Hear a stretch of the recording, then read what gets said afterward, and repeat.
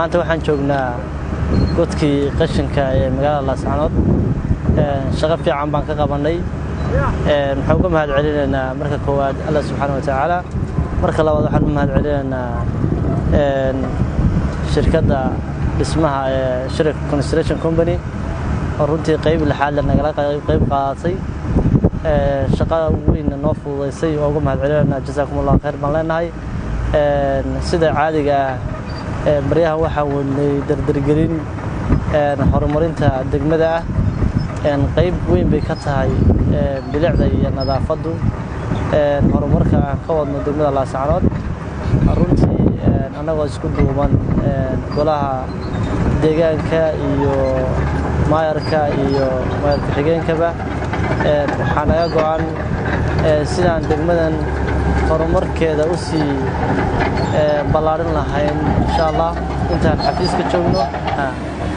in isbedel ballaaran insha Allah degmada ka socda bulshada reer Laascaanood ay qaybtooda insha Allah ka qaataan uga mahad celinaynaa shacabka sharafta leh sida wanaagsan oo la shaqeeya marka xigta maanta waxaan joognaa godka qashinka waxaan ku sameeynay ballaarin inaan ballaarino xaydaamka iyo waxa loo yaqaan borderkiisa inaan dib u socodsiin ku sameeyno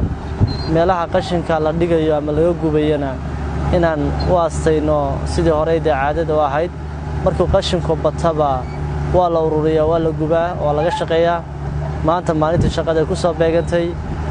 insha Allah waxaan leeyahay shirkadaha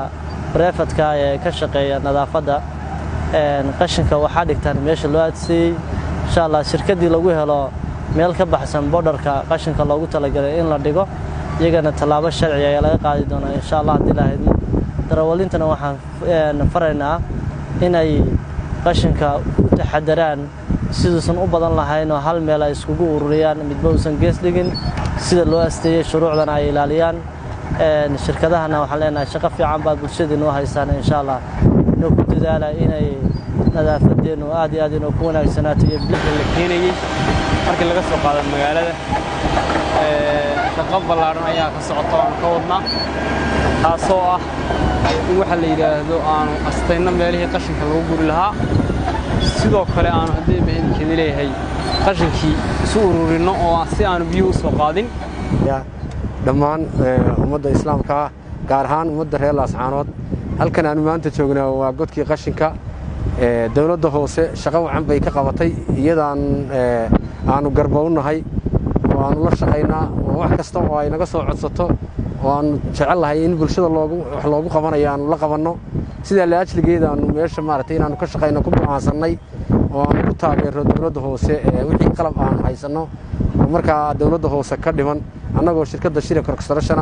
taasaanu marka waxaan u keenay cagafyadii ka shaqeyn lahaa sahli lahaa inay qashinkan u hawl yaraato goobihii borderka ahaa oo la dhigi lahaa loo calaamadiyo sidaasaanu marka ku wada shaqeynay annagoo garbihii dawladda hoose waxaan rajaynayaa shirkadaha kale inay dhiirigelin u noqoto ayna sidaas oo kale ula shaqeeyaan dawladda hoose si